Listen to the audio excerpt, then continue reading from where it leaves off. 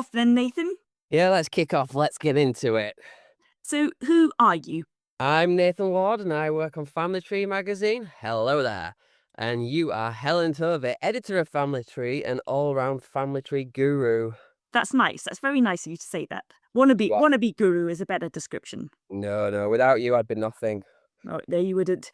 Anyway, how's it been going? Because I got a crazy WhatsApp message from you about 9:30 at night. You hadn't moved away from your desk after work, and you were just ensconced in ancestors.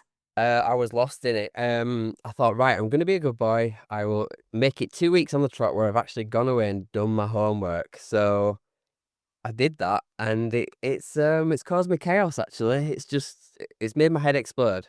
Now I have slept since then, so I might forget some details. But if you remember last week, I was talking about my tree rating being 9.5, and that I was going to try and get it higher by going back to do all the quote unquote errors.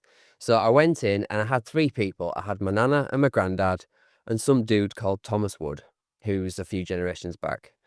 So I went in to Ancestry and found as much as I could on my nana and granddad, which wasn't much, to be honest, because they're too young to be in most of the censuses, and I actually couldn't find much about the wedding or anything like that, actually, which is interesting. Why would that be? So, what year did they get married in?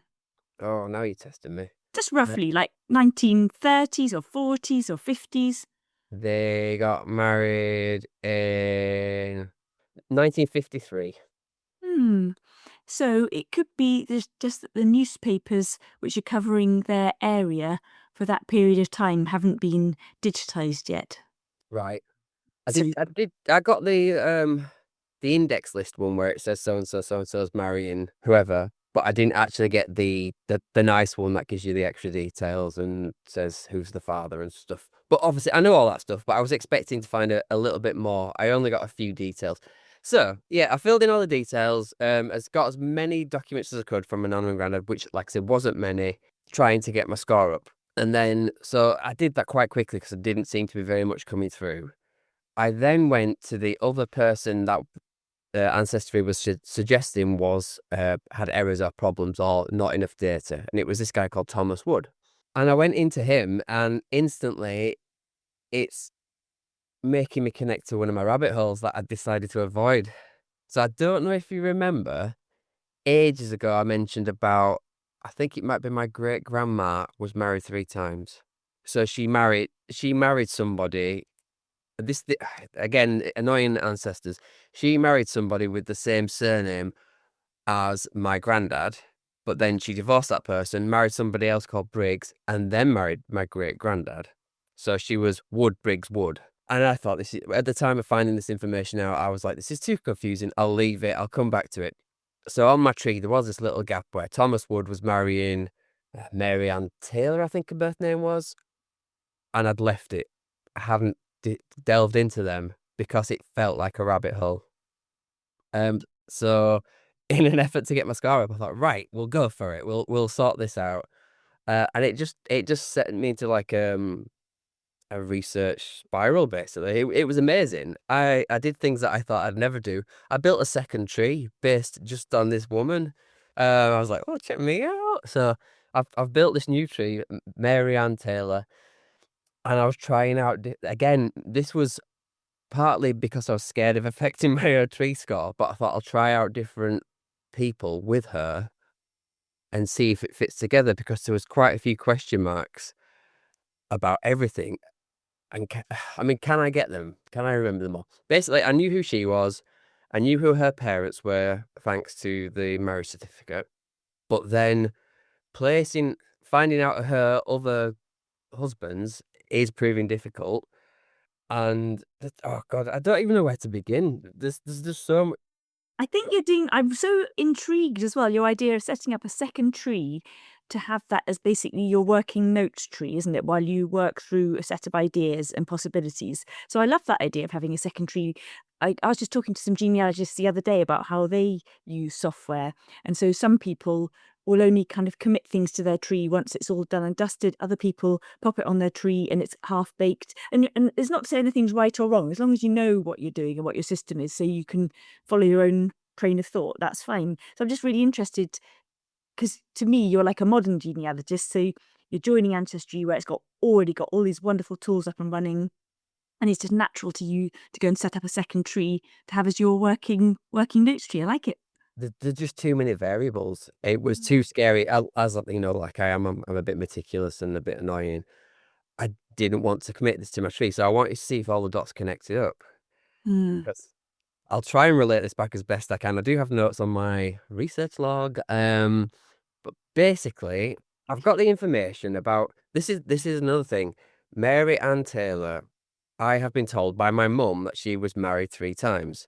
My mum has no details of this on her in her big steel chest, so I don't know why she knows this. Or is it that's she's the mother of my mum's grandmother and grandfather? So maybe that's why that was passed down. But she doesn't have any details about the other marriages. So I went to research Mary Ann Taylor and found her parents. So she's on the census with her parents. I chatted a few other censuses and it was her by herself. So she was an only child for a bit. Again, I might get this wrong, but the next document I found, which was relating to a potential marriage to a wood. This is the thing, there's so many variables of is this really the right wood? So this is why I built the second tree. I was testing out if I found some guy called James Wood who married Mary Ann Taylor. The father's name matched, the locality matched, everything seemed right. But before I even committed that to my fake tree, I checked it out on the census to see where they were. I went a few years down the line and Mary Ann now Wood, with James Wood, was living in a house. They had a child called Mary, which matched up. Maybe, no, they didn't have a child called Mary. They had a child which matched up, but then there was a sister living with them in this house, and it was Martha Taylor, who was 5 years older than Mary Ann Taylor. But in the previous censuses where she was living at home, there wasn't an older sister living at home, even though she was only 4 when the census was done. So this other kid would have been 9. So I can't imagine that child wouldn't be living with the mum and dad and her. So it created a question mark. It's like, this might not be the right person because of this sister. And it says sister-in-law on the actual census, and it matches her maiden name. So it created loads of question marks on that respect. The Briggs part of it, I've found nothing about. And then the Wood part of it, which is again, so she married Wood, Briggs, Wood. Mm. If I jump forward, I can't remember which census now, but when she marries my great granddad, in the census, there's my great granddad and his sister, who are the children of Mary Ann Wood. Is everyone keeping up? Because there's a lot of names going on here. So my great granddad's in there, and my great granddad's sister's on this census with Thomas Wood and Mary Ann Wood, second time called Wood. But there's loads of children before then. Loads of children. And their names are a mixture of Briggs and Wood. And also, so I'm looking at this, I'm like, okay, this is good. There's Briggs and there's Wood. But the name Briggs and the name Wood, the children's birth dates are intermingled. So some of them are named Briggs, some of them named Wood, some of them named Briggs, and then it's Wood. It was just a bit, oh my God, mind-blowing. So I took a step back, and now I'm thinking that Thomas Wood was also previously married and had children of his own before he met Mary Ann Taylor Wood, Briggs, Taylor Wood, whatever. And I found this, it gets more complicated and more annoying. I found a marriage between Thomas Wood and some woman called Sylvia Wood. Her maiden name was Wood. And that's literally the point I got to before my head exploded. It was just bonkers. That it sounds wonderful. It sounds like such a cool puzzle to try and unpick. So you've done really well piecing together what you have so far. So do you have any idea what's your next step going to be? Gonna throw it out to the listeners and they can solve it for me. It can be a little research goal for them. You did say two things which intrigued me. So one thing, can I just check in, like, roughly which decade are we talking about? Like, very roughly. Is it like 1860s, 1870s, or a bit later? We're in the 1800s. And which decades of the 1800s? I want to know for after 1874. She was born in 1856. So this is good. This is really good. So she's born in 1856. in 1874, she's going to be roughly 18. And the reason I'm asking this is because after I think it's 1874, when you went to register a baby, you could only put the dad's name on the baby's birth certificate, either if you were married or if you weren't married, if the dad came along too and said, yes, that's fine to have my name on the birth registration. And the reason I'm not trying to cast doubt on Mary Ann's marriages, but you mentioned that she got divorced, and you mentioned that you were having trouble tracking down some of her marriages with any clarity. And I'm thinking this is really early, unless she is from a very well-off family, to be getting divorced, and you're not finding the marriages. So potentially she didn't actually get married and she didn't actually get divorced. She may have got married some of the times, but not all of the times. Yeah. Yeah. I mean, again, I'm taking this just from being told by my mum. I do not know officially that any divorces happened. Mm. I've just been told she was married 3 times. Mm. But I do wonder, having established now that not established, having this thought now that Thomas Wood potentially also was married previously. Mm. I wonder if that's confused things. So maybe she married Briggs and then married a Wood, and Thomas Wood married a Wood and a Wood. Mm. So what I would recommend you to do is track down for all of those children which you found across the censuses. I'd try and track down a birth registration or a baptism for all of them, or as many as you can do, and see which fathers' names are recorded, because that might try and clarify, one, whether Thomas was previously married, and two, which husbands or partners Mary Ann had Okay, by the fathers' names. that's good. I'll try that. I've just got it here on the timeline. So again, A lot of children. a lot of children, and this is unedited. It's not. I've not bracketed anyone to anyone in particular. So they've got a daughter called Briggs, born in 1878. A daughter called Wood in 1879. Another Briggs in 1882. Another Wood in 1884, and then Wood, Briggs, Wood. Then they get married, and then they have my great grandfather and my great grandfather's sister. So Mm. the latter two, Vernon Wood and Agnes Wood, I know of. Vernon Mm. Wood's on my tree. Agnes Wood was obviously on my tree as well because it's his sister, and my mum spoke about her. So Mm. all these other children potentially from 2, maybe 3 other relationships. Mm. And what would be really interesting, so let's say you're trying to find out of those Woods, are they children of your Mary Ann, or are they children of Thomas from a previous partnership or marriage? So you could just go to the GRO website and then search for those babies with those names and see what mothers' maiden names come up. And if you're finding ones which have the um the maiden name for Mary Ann in that box, then it's pointing to the fact that they are actually Mary Ann's children. And if they have a different maiden name in the box, then you're thinking, right, this is Thomas's previous wife. That sounds like a great idea. It's just fascinating, isn't it? Like, Yes, it's really fascinating. And potentially, I mean, they could have even Joseph Briggs. Was he Joseph Briggs? who, sorry? Was it Joseph Briggs? What was Joseph? Was it I Joseph? don't know. I don't know anyone called Briggs at the moment. So this is Oh, okay. Thomas Wood, Yeah. who will marry Mary Ann Taylor. But you've got all those children called Briggs, haven't you? We have, yeah. So there's at some point there must be, A dad Briggs. yeah, which I can't find at the moment. Mm. But I was so lost in like the Thomas Mm. part of it, and like I said, I did find a Mary Ann Taylor who has a John Taylor as a father, who married a James Wood. Mm. The locality was spot on, but like I said, there was this rogue older sister Mm. that came up, Mm.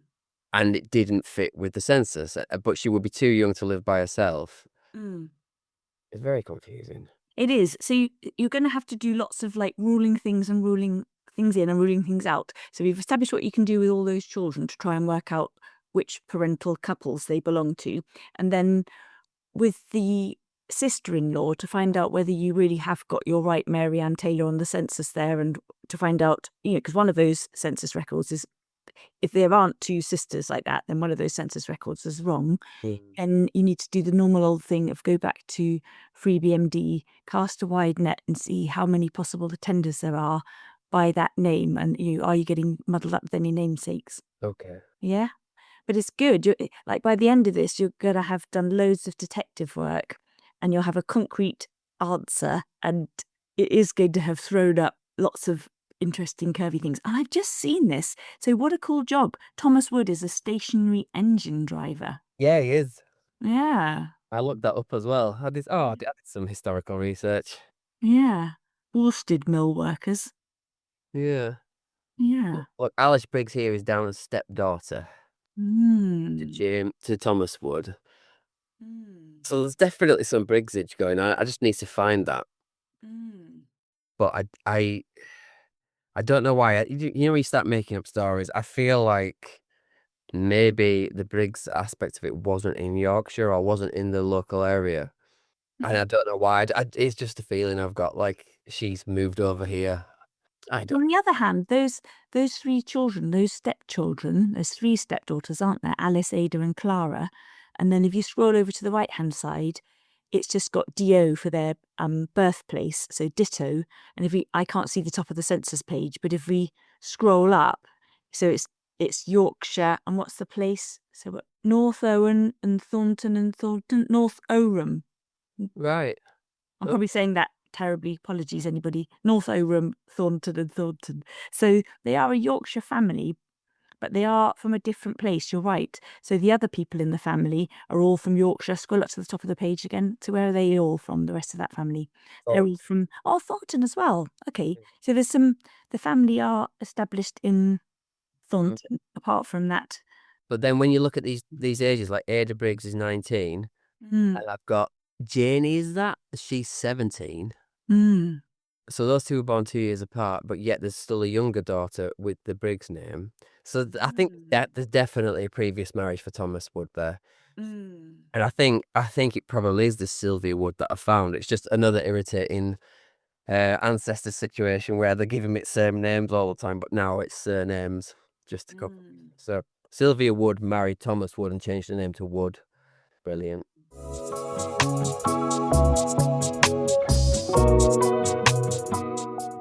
Yes, that's a really good spot you said about the ages of the children. I think you need a spreadsheet as well as your second tree. Then you can timeline all of this information. You can have Yeah. different rows and columns for everyone, and find out where everyone is at a particular time. Potentially, you can use a map as well. Yeah. I have to say timelines seem to be my new go-to. Like Mhm. when I'm getting in a muddle and I want to sort of organize what I'm thinking or what I'm seeing, the timeline really helps me put them in time and well, obviously put them in time and place. And it's like that's when you see the discrepancies or you notice Mm. changes a bit more.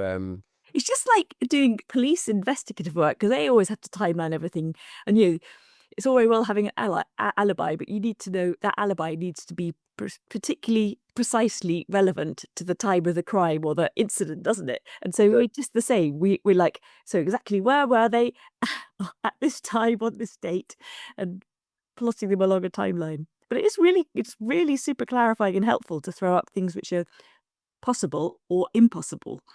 It is, and this is just chaos. And I'm wondering now whether it's like a family story that's been passed down or Mary Ann Briggs has married 3 times. Mm. But actually one of those marriages was Thomas. So Mm. and then it's just got confused at some point, and so they've both just had one previous relationship, and then they've come together afterwards, had 2 children. Yeah. So some of the facts stack up, but it was just funny that I was trying to be like, right, I'll be factual, I'm going to be meticulous, I'm going to be getting named dates, and sorting my tree out. And the third thing that I do to try and sort my tree out and get a better rating was one of my rabbit holes, and it is a massive one for me to get lost in this one. Mm. Now I'm going to send you on a hint here, but Mm. if I go to Mary Ann Taylor on my fake tree and go to, Have you called your tree fake tree? What have you called it? I've just called it Mary Ann Taylor Mm. family tree, so it's just hers. Well, you've got to keep your wits about you with this section of your tree, haven't you, Nathan? You're not kidding. Mm. I mean, that says Charleswood. I've gone into it. Do you know what? This is hints taking me on a wrong rabbit hole. It's a good job I made notes in my research log as to the right document. Exactly. That's just a beautiful example we've had there of Nathan following a hint, and it was rubbish. It was rubbish. Look at this. I've made a note there. James Wood, 1879. The Church of England marriage bans. That's irritating. Do you know what, though? I've already associated this with her tree. How do I get to my Mary Ann? You've got it as a source. You've already got that marriage as the third thing down, haven't you? Ah, that'll be why. I've already linked it. Mason Ward. Right. So this is the marriage certificate. So it's got the date. Mary Ann Taylor. Again, the age matches. The father matches. Then we've got the dad, Charles Wood. We've got I guess that must be for the parents or brothers. So this was the only one I could find that was her marrying a Wood, if this was in fact my Mary Ann Taylor. But like I said, when I find Mary Ann Taylor with James Wood on the census together, they have a couple of children, but they also have a sister living with them who's 5 years older than Mary Ann Taylor. But on Mary Ann Taylor, in the census, it doesn't have a sister. So that for me says it's wrong. And this is where my current tree for her is. I've removed this marriage from the tree because I figure it's not correct. So back to the one census being wrong, then with one data point, it's like trying to see a picture with one pixel on it, isn't it? So it's really hard to make a judgment about something just with one data point. So what you need is more information. You need to look for earlier and later censuses. You need to look up the date of that sister's or potential sister's birth in free BMD and find out, whether you can get any more details from that, whether there's a certificate you find tempting to order. You need to try and find her baptism, because potentially, like, our families are complicated, aren't we? You only have the census is a snapshot for one day. And let's say, I'm just completely surmising, you've got Mary Ann Taylor, she's age 4 or 5, she's living with her mum and dad. Mary Ann Taylor may have measles or something. And so they've sent the other sister away to go and stay with the granny and grandpa over the period that the census happens to happen. And so then you are looking at that one census and you're not seeing that sister. But you need to find out, was there definitely or definitely not a sister? And so you need to look in several places to try and establish this, not just dive into one day and get only a partial picture. Right. There's so many, every bit of information throws up about 10 jobs to do to try and work it out, doesn't it? Well, you're not kidding. Like I said, this was meant to be my quick. I'm doing my homework, I'm sorting my tree out, and then it sent me into the rabbit hole. And then I turned into a super researcher and started making a new tree, albeit making a mess, but luckily not making a mess on my favourite actual tree. Well, I think you look like a really accomplished researcher. I think it's looking good. I think you've got lots of jobs to do, but that's the nature of it. And that's why, like, I bet before you started doing family history, at some point you may have asked somebody, who's talking about doing their family history, and you're like, oh, how far back have you got and have you finished yet? And then once you start doing your family history, you know that how far back you've got is almost a bit of an impertinent question, because then if somebody feels that your answer is far back enough isn't far back enough, that all your hard work isn't actually very impressive, then the other bit is that you're not going to finish He's never the gonna project with an end. So you don't even want it to finish. I've said this before, you don't want it to finish. I know. But it really is, it's got so many doors to open and things to find out. Yeah. Maybe I'm wrong. No, I'm not. I don't feel like I am wrong. I feel like she is the oldest daughter, and this other extra daughter isn't correct. So I think I feel. Can you show me the census with the extra incorrect daughter on? Okay, this will be a challenge. So I'll just show you this one. This is the 1871 census. Mary Ann Taylor is here with her mama and her papa. She's 15 years old. She has Job and William, her younger brothers. Oh, that's his does that say granddaughter there? Okay. Because there's somebody above that on Thomas Taylor, yeah. Thomas Taylor. He's 74. He might have an interesting job as well. Hang about. Is it last dryer that or what? Cart driver. That is cool.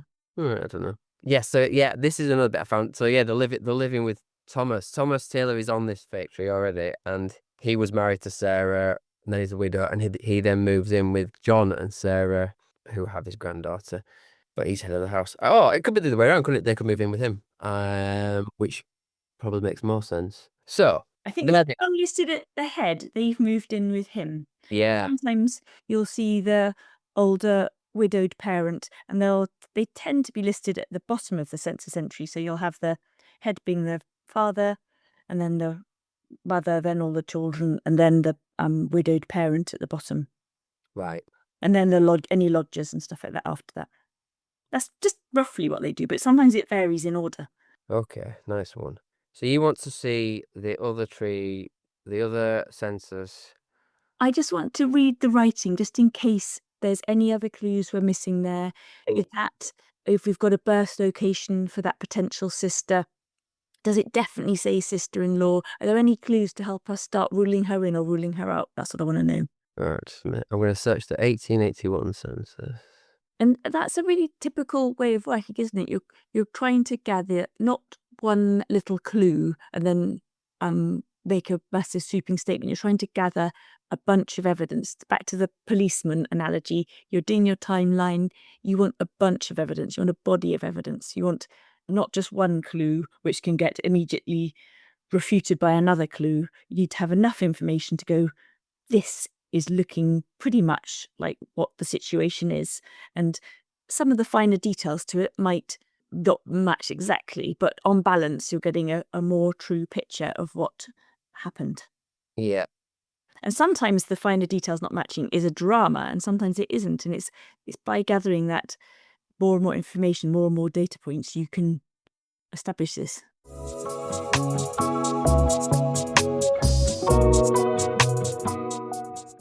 Today's episode of the podcast is the coalface of family history. It's what it's like paging through endless digitized entries, scrutinizing any beautiful digitized old images, gathering countless bits of information and trying to piece it all together into coherent information, isn't it, Nathan? It's hard. It is. I mean, You need analytical skills, you need good organizational skills, you need good memory. well, I'm like saying that I'm a good boy and I'm using my research log, which I am, and I'm still struggling to find the entries that I thought I knew I had. It's hard, it's because you're collecting loads of information. Like, I'm looking at some of the entries on your tree already, and although you've only been researching for a few months, quite a lot of your profile people, when we look at their profile, they've got several sources next to their name. And if you add all that add up, because you've probably got a few hundred people on your tree now, that's hundreds of documents alone, isn't it? And then there's Yep. hundreds of bits of information on those documents as well. Right, here we are. 8 years later, I have found in the 1881 census, James Wood, head of the house, married to Mary Ann Wood. They have a daughter who is 4 months old, called Mary Ann also. Mm-hmm. And then Martha Taylor, which is sister-in-law, who is 30 years old, compared to Mary Ann, who's 25. Where were they all born then? Yorkshire, Meltham. Okay. Meltham. So we are now going to go to FreeBMD and we're going to look for a Martha Taylor born in 1851. And so Meltham, we need to find out which registration district really that's in. And we can look for a parish baptism for her as well back on Ancestry. Need to try and find out about this Martha Taylor. Okay. See, this I think this is my like weakness. I forget to research the people of the slightly related. Like when it had that woman who wasn't a nun, who could have been a nun. I don't think to look at them naturally. I'm not trying to put you off track, but sometimes they can be really helpful in making you feel confident that you have found the right direct ancestor. Yeah, but as soon as I found a parent out for Martha, then I know it's either is or isn't. So what am I looking for? Looking for a birth with the surname Taylor and the first name Martha, and you know that she's 30 in 1881. On the 1881 census, she was 30. But I would search for the date range. I would search from 1850 to 1852, just in case there's any little discrepancy, or in case her birth was at the beginning or end of a year, and then you've just keep it as the first entry, and the first quarter of the first year and the last quarter of the last year. Then you're searching like a 3-year period, roughly around the starting point year, and then we're going to try and narrow down the area. So we're going to narrow down to the right county. So I think you just want to keep going. You want to get Yorkshire because you're looking at pre-1974 county Yeah. names. Right. Okay. Well, here we go. So it says in your county section, Nathan, it's got areas of Yorkshire from 1974 and to 1974. So you need to choose one of the ones to 1974. Right. So like West Ridings of Yorkshire. Yes. So would it be in the West Riding of Yorkshire? Should be. In my head, it's the right zone. Okay. And then just try that for a minute and let's see what we get. And go to 1851 because that's your hottest year, isn't it? And then you then branch out from there. We've got 3 options come up. 2 in Huddersfield. And then it's not just 3 because you've got 3 in there's a lot of people called Martha Taylor, so you've got 3 just in the first quarter of 1851 altogether, haven't you? And then you got another 3 in the June quarter, then 3 in the September quarter, and not really one, or she's got a middle name. So out of those places, then my geography's not good enough to know which ones would be the hottest contenders. So then what I would do for the minute, I would say that I've searched in my log, I'd say I searched free BMD from 1850 to 1852 in the West Riding of Yorkshire, and it's turned up however many 9 promising leads in 1851 alone. So that's kind of a lot of people to look at, and so I would go back to Ancestry and I would have a look and see if they've digitised any of these baptism records, because then I can potentially get to the answer quicker because I'm looking for the father's names. I want a Martha with the same parents' names as my Marianne or your Marianne. Yeah? Yeah. But sometimes if there's not many people, you can kind of strike gold quite quickly. Yeah. And because free BMD is really comprehensive, for that period, then you're searching in a good place. Whereas with the Ancestry ones, it's an ongoing process, gradually digitizing more and more parish registers. So when you do your search, this may or may you're going to have different levels of luck depending on where you're searching and what period you're searching in. That's why I go to free BMD first. Yeah, just any easy wins. It's a lot, isn't it? Like within milliseconds, I've got 26 tabs open on my screen, and I forget. So I'm looking for you're going to Martha with the John Taylor as a dad. Was it John Taylor? Because on that 1881 census you showed me, I don't think it was John, was it? Mary's husband was called James, but I'm trying to establish if Mary's sister has a sister called Martha, so we'll share the same parents. Yes. Should I put a mother in as well? Is that crazy? No. Would you go maiden name for that then as well? No. No, you don't. In Scottish ones, then people include women and keep with their maiden names appearing in the records all the way through.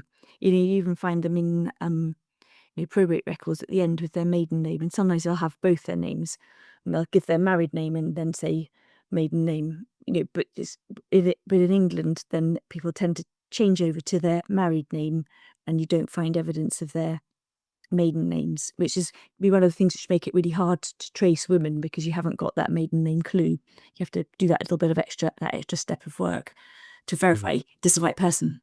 Okay, well, I've got one that's coming up as a potential match, but it hasn't got a document attached to it.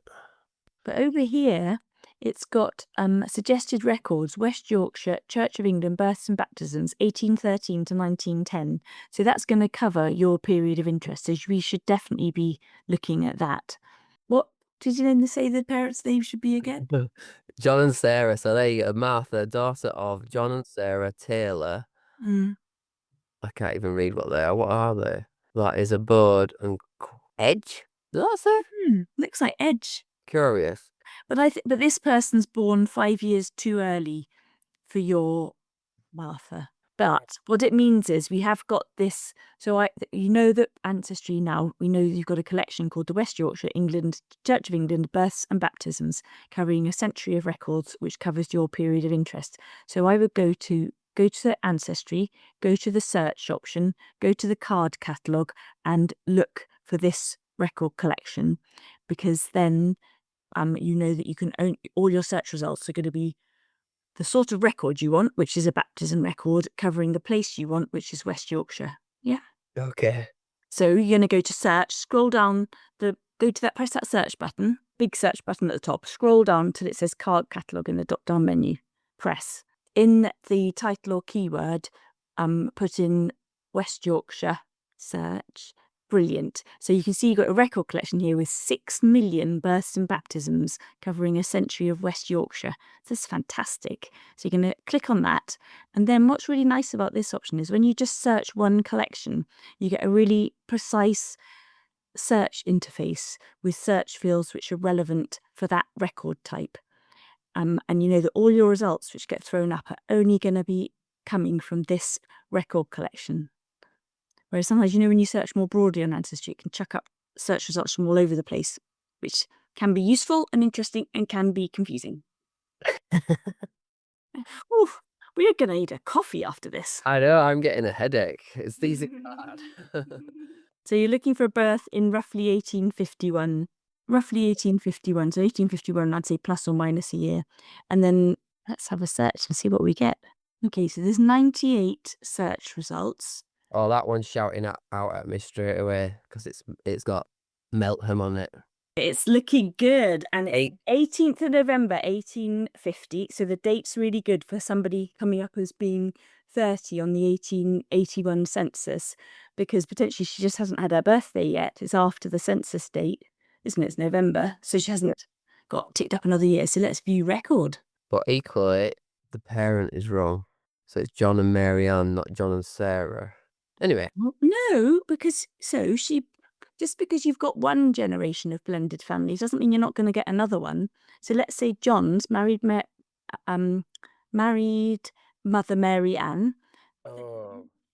Mary Ann dies, and then he marries Sarah and has Mary Ann. Whoa! Who he's named after his first wife. Oh, wow. It's possible, isn't it? It is. It's. I'm just been a bit naive in my search. Right. Okay. Martha, John and Mary Ann Taylor, Roughnook.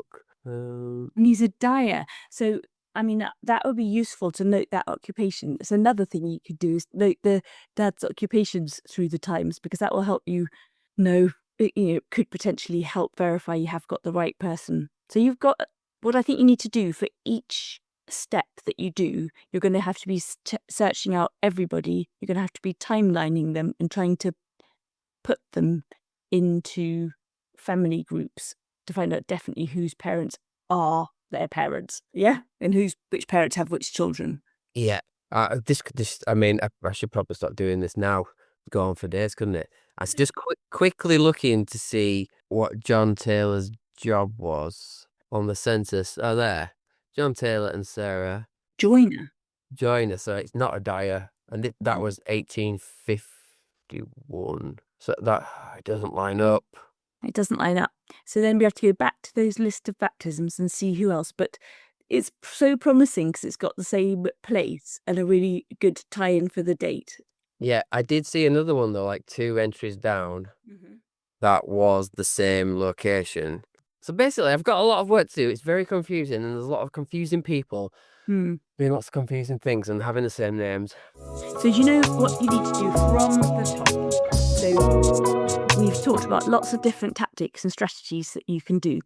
So what you need to do, you need to establish your research question. And what you're trying to do, you've got your first research question is trying to establish who are Mary Ann Taylor's spouses, and then to help you establish who are her spouses or spouses/partners, the sub-question is going to be establishing who are the parents of all of these children that you keep finding variously in the censuses.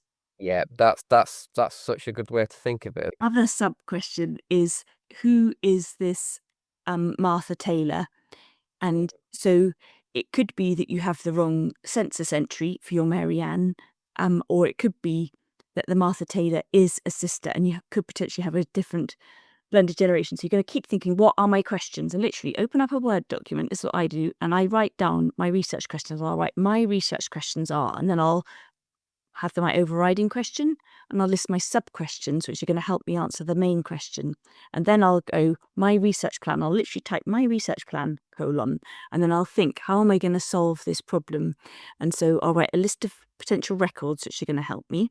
And so before you go off searching on Ancestry, what can be really helpful is to go to Ancestry, go to the search word at the top, like what I told you, scroll down to card catalogue, and then you can use the filters, the title and the keyword to drill down to find out what record collections are there for my place and my period of time that are available to me with my ancestry subscription to help me answer this question.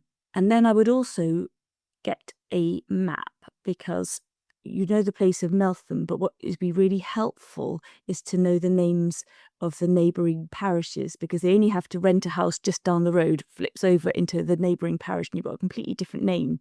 Whereas if you have a rough working knowledge of what those parish names are, that will help you conduct a thorough, efficient search. So you're going to go to the Maps Family Search site for 1851 and look up the name of Meltham and just see what parish names are nearby. So you've got your research question, you've got your research plan, and then on this Word document, I would literally write today's date, and I would say, today I'm dealing with this research question. You can even just write it to yourself again to help drum it into your head what the heck you're doing. And you go, to do this, I am searching for the baptism of Clara, or you pick one of the children and you go, what can you find out about Clara? Add it all in, include the links where you find everything, write your little conclusion, then move on to the next person. And so if you might get halfway through Clara in a research session, because it all takes time. And you could have an Excel sheet which you're going on as well. So you've listed all the people and then have a yes, no, what have you done for them situation. That's really going for it. But that can be helpful if you've got a really big tangle in your hands. Well, I think I really do. It's You mind blowing, this one. Like all this stuff about Martha. Martha is only valid if I believe she actually, Mary Ann actually married someone called James Wood. Mm. So I literally am potentially researching utter strangers that are nothing to do with my tree, which makes me feel very happy they're not officially on my tree yet. But it's that elimination process, isn't it? It's getting those facts right. I am actually more inclined to now think that my mum and or parents before that have seen various censuses and seen that there's a Wood and a Briggs and presumed that it was all from the mother's side. And I feel like the few little bits that I found makes me think that the father has the Wood children, so it's Wood, Briggs, Wood. One last thing, if you feel like potentially you have got people out of this recent kind of haul of information you've got that aren't going to end up being related to you, so you've gathered this big sprawl of information, I would go back to where you were last confident. So before you had that crazy late night session finding all this information, go, okay, where am I now and what do I know? And then conduct your search all over again, which might sound laborious, but you'll be doing it with a completely different, rather than from a knowing nothing point of view, you kind of know what possible contenders are. You've thought lots of possible scenarios, and so conduct the search again. Just follow, don't try and match up your search to what your mum told you or anything. Just literally follow your search. What can you find based on the data that you know for sure is definite, and build it from there. And you might save yourself some time, because all those baby Claras, etc., just may be nothing to do with you, and you may never have to bother finding out about them. I do think stepping back, like I was saying, to the father makes me feel a bit more relaxed. Mm. I feel like it's still largely unexplored, but his marriage to somebody else called Wood, just for pure confusion's sake, I feel like there's something there. And I think looking for those children, like you've just said to do, I think that will actually just really focus me in on that. Mm. Oh, wow. Well, I'm sorry. I feel like I've really dominated this session with that. But Well, I think it's interesting. Like, it's a situation that all of us find ourselves in sometimes. I think you've got a particularly complicated dose of it, but by the time what this is, you could call this is not. I wouldn't call it a brick wall, but it's a conundrum. And by the time you solve this, your research skills won't just have gone up a level; they'll have gone up a few levels. You'll have be so much more like match fit for your genealogy research. You'll have learnt so many more things. And all those little lessons will just get tucked away in your head, so that next time you come across a complicated situation, you will have all these kind of little tools in your toolbox to help solve it. So it will be a really good exercise. yeah. Did you just mention going up a level? Yes, So it just happens that my tree rating's now 9.7. that's very, very good. That's very good. I dare check mine in case it's gone down in the meantime. No. I mean, if I'd have put any of the information that we've just been talking about on my tree, it would have just gone down horrendously because nothing matches up. But Or it would have gone up because it would be tallying with other people's trees and they followed those lines and agreed with what you said, even though it might not check out. Yeah, you never know. It's easy to get things wrong. I've done it loads. crazy. It's just a crazy amount of names. Yeah. All good fun. I was very excited doing it. As much as I am confused and there's a lot to go at, it was fun to just suddenly be like, right, I'm gonna create a new tree, and this is how I eliminate these elements. It obviously everything that you've taught me and everyone who's come in and talked to us, it just was all coming together. And it's like this is a good research task. It's a cool one. Really good. Anyway, clearly that's what I'm doing for the foreseeable. That's my homework for the next. It could even be a few months, couldn't it? Don't make me cry. I have kept on a little bit with my research of Manchuria, and I've definitely ended up in a rabbit hole. And I won't go into in depth because we've had a lot of heavy information today. But I've been reading reports of Japanese prisoners of war camps from the Japanese point of view, and it's fascinating. Wow. Yeah, wasn't what I was expecting to find. It's just really interesting to see a different point of view from history. To keep quite calm when I was reading it, I didn't naturally agree with them, to say the least, but it was interesting. There's always two sides. There is, and like that's something you don't even contemplate, do you? Like, well, I didn't anyway. It's just like, yeah, our side, our logs. But yeah, especially with the prisoner of war, that's where the details are going to be kept. That is really intriguing. Oh wow. So I'm going to carry on with that. Yeah, you can give us an update on that next time, and I won't talk as much. Yes. No, you need to give an update as well. We'll keep updating. Okay, so I hope everybody's having fun. So last week we mentioned about a pledge, and we want to kind of carry on with this because it would be really fun if anybody, like me and Nathan, has ongoing research situations, which we all do, and you'd like to be held to account, then just email us at editorial@family-tree.co.uk and say what your research goal is, and then we can read out your name, just your first name, and what your research goal is, and then we can check in with you either a week later or a month later. Let us know how long you'd like, and then we can see whether you've kept to your goal or not, because I think this would be really fun. Yeah, definitely. So me and Nathan talking about our goals, and it is holding us to account, but we are sticking on track, aren't we? For the last 2 weeks at least, yes. Exactly. We're on a 2-week streak of sticking to our research goals, which is just amazing. First time for everything. I know. Yeah. Okay. Thanks for listening, everybody. Bye-bye. Bye.